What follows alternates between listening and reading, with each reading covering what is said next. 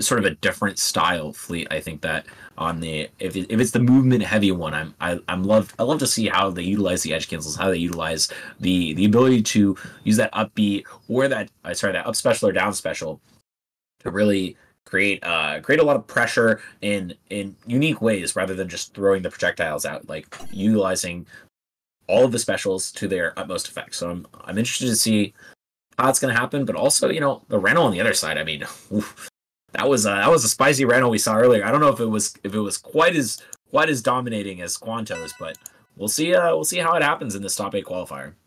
Yeah, it's a very different flavor of Ranno, for sure, out of the part of luck. But that's what's so cool about most of the cast. Like, you can see two different players on the same character and be able to tell them apart if played correctly. Hopefully, it does not go in the same way for Cherri, at least the same way that Squanto put a highlight in the case of that 3-0 was very, very much in Squanto's favor. But same matchup, maybe something completely different, starting on a different stage at the very least. This is going to be Merchant Port for game number 1, and Cherri getting off to a start where it was looking for a little bit of sharking, but it's luck getting the first hits. Yeah, would be nice to see not a 3-0 this time. Very true. I do love some dominating fashion, but it's looking already really bad for Cherri as luck is just moving all over, getting a huge confirm to start it off, and once again missing that parry. It's okay. It feels like one of those things, like the more you do it, the better you're gonna get at it. So as the set goes on, I do expect these pops to get parried. Absolutely agree. At the very least, you can just block them for now instead of always trying to parry or to spot dodge them.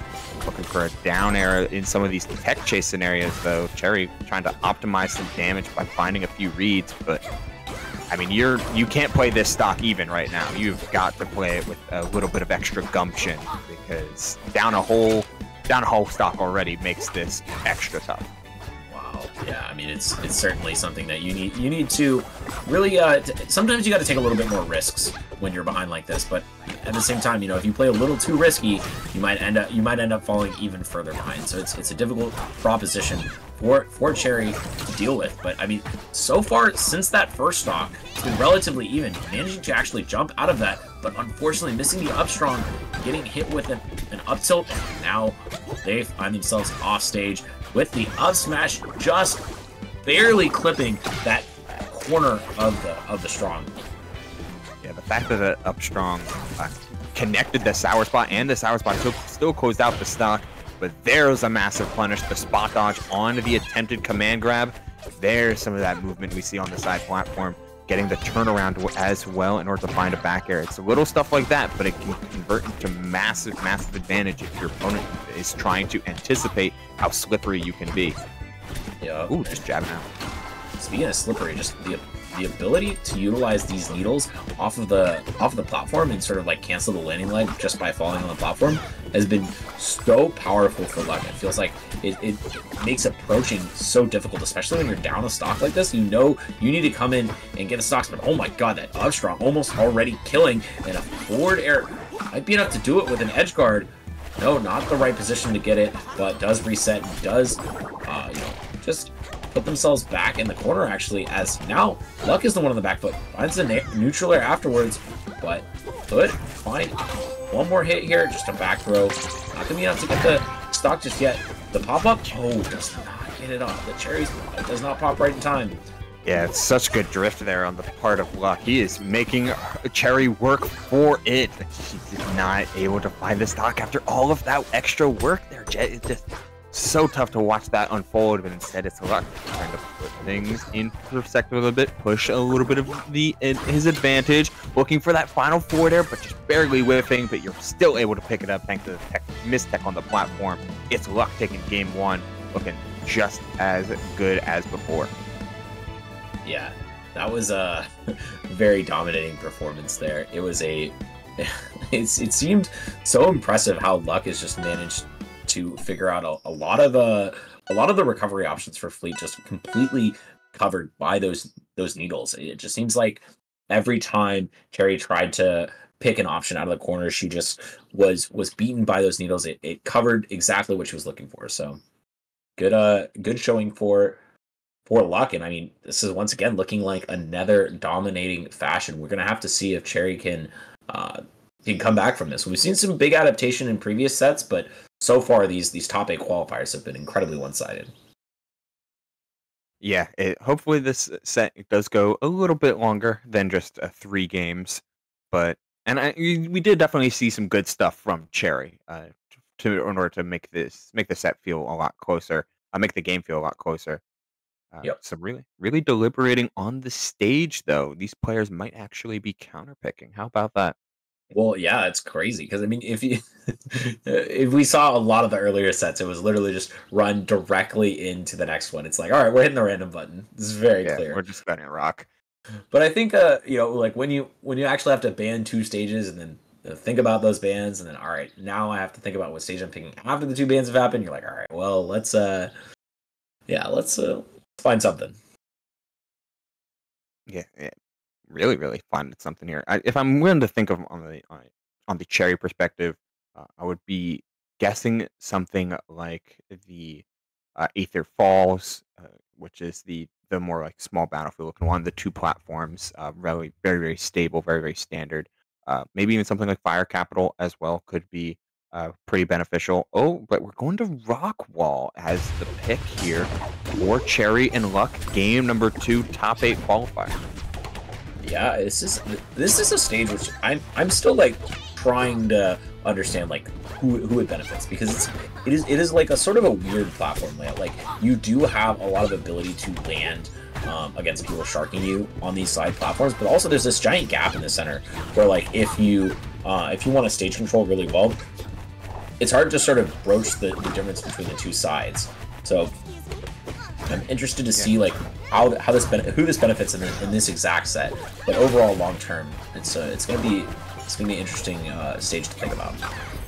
Yeah, it definitely offers a interesting wrench in the gameplay. Typically, it was most known for its really small blast zones. Thanks in the previous games, like characters would just explode because the blast zones were so close. Now, though, with the camera zoomed in and the blast zones expanded, it becomes actually one of the larger stages in the of the current available ones. Makes for some interesting setups and some interesting propositions. And if Cherri wants that space, well, she definitely got it. Yeah, and definitely making good use of it as well. With that back air, catching the edge cancel, something that we've seen a lot of. But okay, just a great way, tech chase ish. When you already know they're tech into place, you can just let it rip at the right time. Oh, great pop gets the chase going even further, keeping the damage on, but doesn't find the last hit of the follow up, and now it's Luck's turn to get something going as he picks up a lot of damage. Oh, Cherri in a dangerous position. She's off in the corner. We're barely whiffing that forward air removal. Could have spelled disaster. The fact that Luck was able just to pull out a 64% like it was nothing is rough for how Cherri seems to want to play this game. Like very much heavily utilizing the empowerment on the bow for not just any of these damage for the pop, but also the extra damage that it could provide. Looking for a conversion off the tornado, but it carried away. Oh, gets it the second time, and it's gonna pop here. Air dodges a little too early as the backer comes down, and the up strong misses again, just slightly off the mark twice over now. Cherri now having to hunt for a third, not needing to hunt for a third conversion, just a little bit too low. She grabs a snack. Yeah, always good to grab a snack after a quick kill, but still just a not much needed. I feel like to get the kill here. It seems like Luck has been very efficient with his kills, finding them off of at around 100%, even on this big stage. But I mean, this is still just a neutral there. Gets the strong hit of it. And now Luck super jumping out of there, trying to find his footing after the invincibility. But now, I mean, this is great corner pressure from Cherri, keeping that neutral air going. And I think this is oh wow, that connected. What the down strong connects and kills? Wow, I was not expecting that to hit it at all. I thought Ranno was way out of there. Yeah, just an extra hair backwards in order to catch the roll onto stage instead of trying to hit the ledge hang on top of the empowered bow to add some extra sauce onto the charge. Like, ooh, man. Luck at getting blown up by that downstrung. And hey, bringing us to a 1-1 set count. Cherri looking pretty good. Definitely some damage left on the table, though, on the part of this Ranno. There was twice over on the side, on the right side of the stage, where Luck had an opportunity to apply some damage from Cherri missing the ledge with a simple recovery and just picked something very basic. Like it was just like down tilt into forward air, didn't try to chase and played the long game, which isn't bad, but leaving damage on the table is never something you want to see, especially when you are at a deficit. Yeah, this is a it's something where I feel like if there was just like one or two interactions that went the other way, like Luck easily could have just clutched that out, even after the huge advantage on Cherri's side. But I mean, nice nice showing from Cherri to keep the composure, especially after like when you get hit by like huge combos like that 64% one, it's hard to stay focused. It's hard to stay like, all right, I can still like come back into this, but yeah, nice showing there. Yeah, these are some good combos on the side of Cherri, though. Like, one of the first times we've been seeing Fleet start to utilize some float cancel aerials as part of their extension. Most of the time, you would see, like, hitfall, like, it would be hitfall up air into neutral air, but that was a neutral air train across the entire stage. Real strong on the part of Cherri, and maintaining damage and maintaining a lead is everything. She may not have the opportunity to. The high recovery gets her back to stage, gets her resources back, but still nets some big damage on the part of Luck. Nice way to go to ledge there that time. Yeah, good awareness, knowing that Luck was covering the high recovery, covering the land on stage, but the needles into fair, that's what Luck's been looking for so often. And it's just an incredible finisher. You find yourself holding in. I think it will combo regardless of DI in that spot. But yeah, that close up. Oh, another down strong. That's gonna take that stock for Cherri.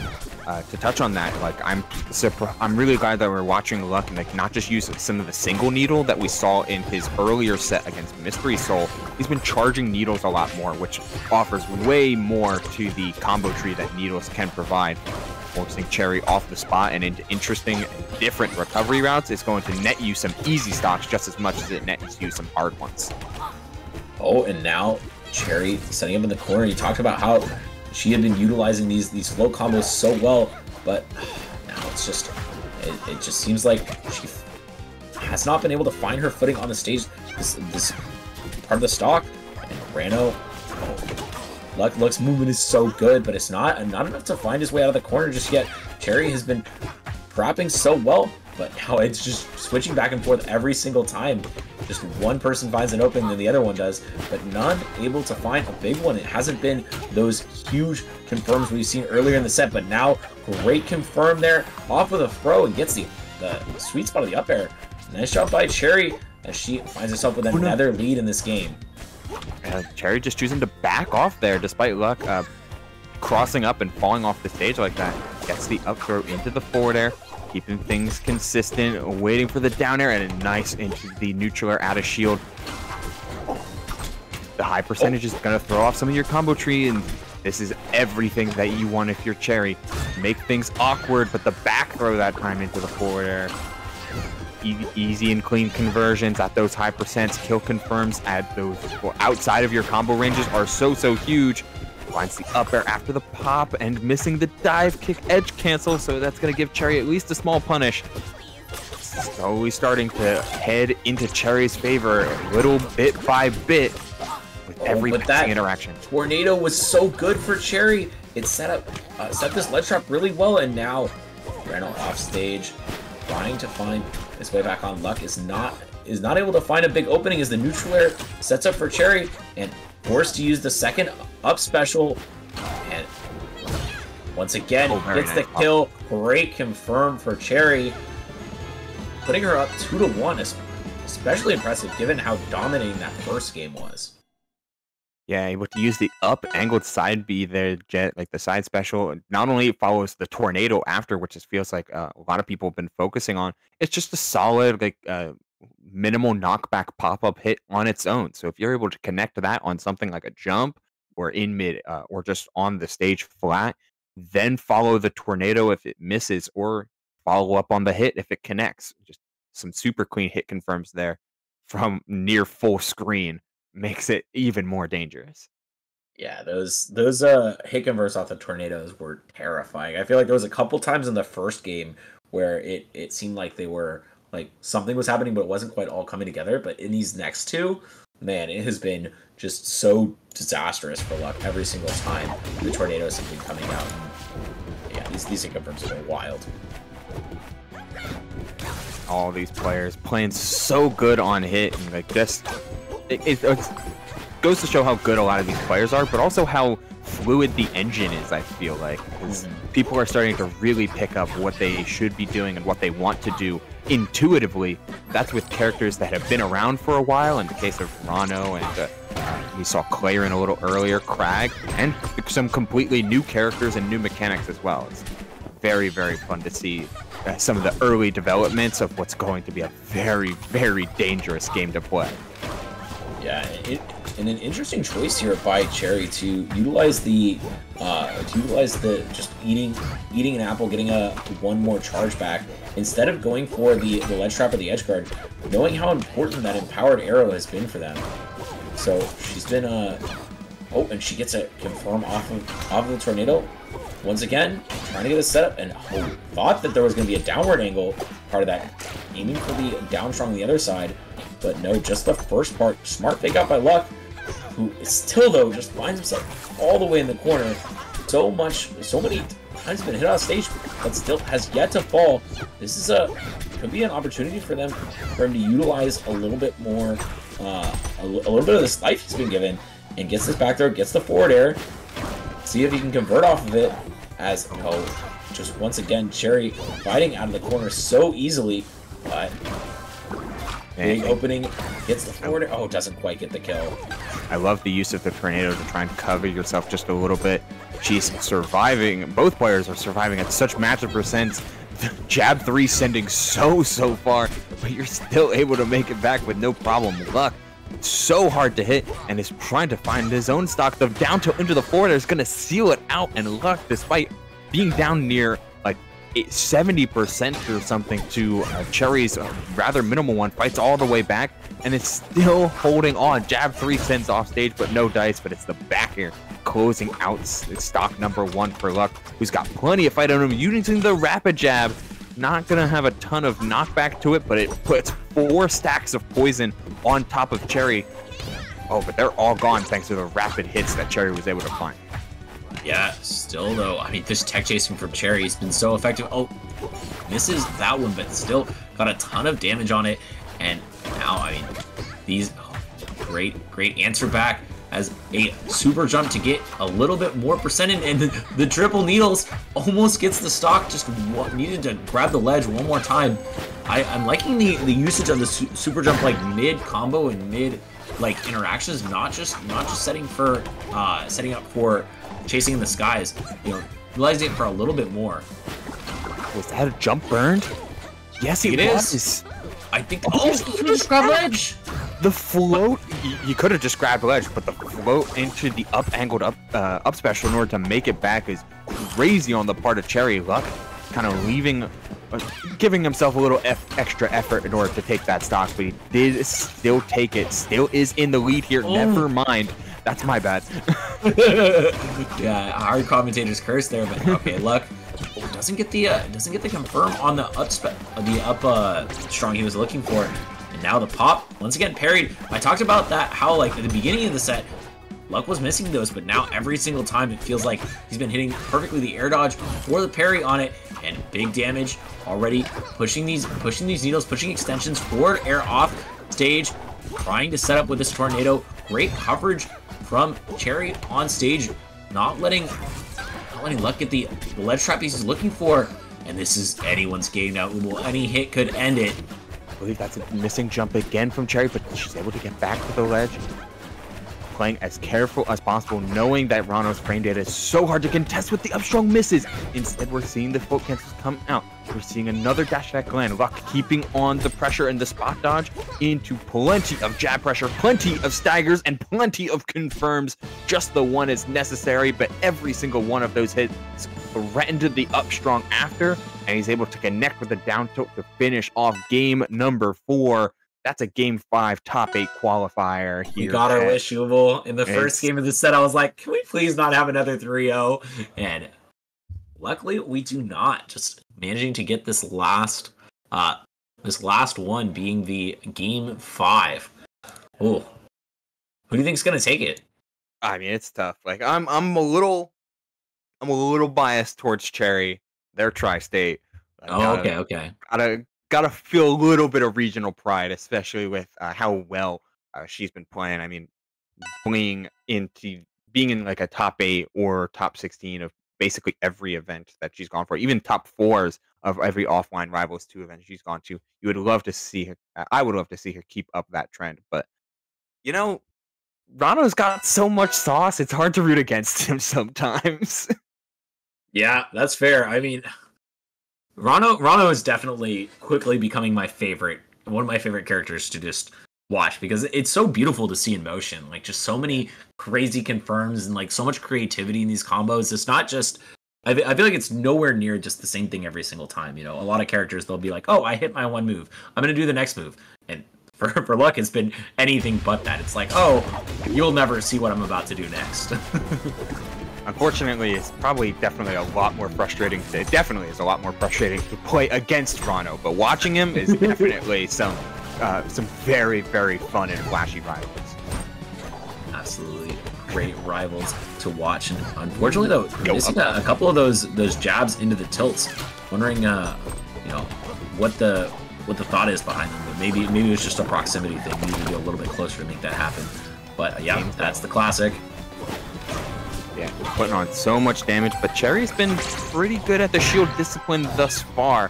The only downside to Cherri's game plan is they utilize the empowered bow so frequently, they use it really quickly. Yeah. Because they prioritize the spacing throws rather than something like a special pummel, you just lose a lot of that extra power and extra threat so quickly, and the only way to get it back is to drop your stock or eat a snack. Well, in this case, it's going to be the stock drop. You get 3 of your empowers back, and 1 of them's lost immediately, and Luck has no problems you getting your resources back. That means you're at a deficit. Yeah, I mean, you'll definitely take a stock for a resource anytime. Absolutely. But I mean, this Luck, it just seemed to be the Luck show this game so far. Every single time that Cherri comes off the ledge, been eating a big punish, big confirm from Luck. Looking for more right now, though, and it's the back air. Unfortunately, reverse hitbox sends all the way across stage, and no ledge guard this time. Back on the stage is Luck, and we've seen what happens when you give him a chance. Super jump into forward air. It's almost gets that needle. That would have been certainly spelled death. But one more wow, hit is all it takes, and Luck 3 stocks to 1 Ubel.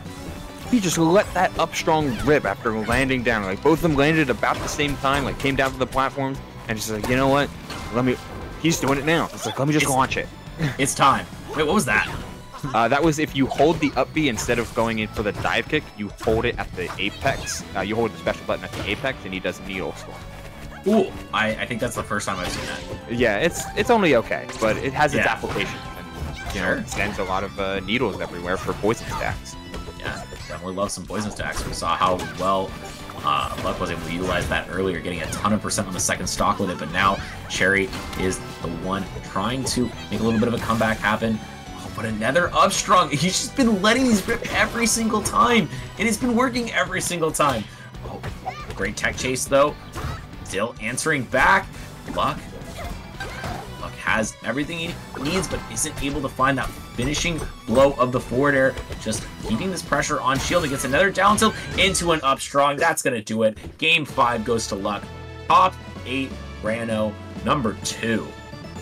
Yeah, and I believe those 2 Rannos might be... Oh, no, the 2 Rannos are not going to be playing each other immediately, but with the way both of them are playing, we might have a Ranno Ditto in winners finals.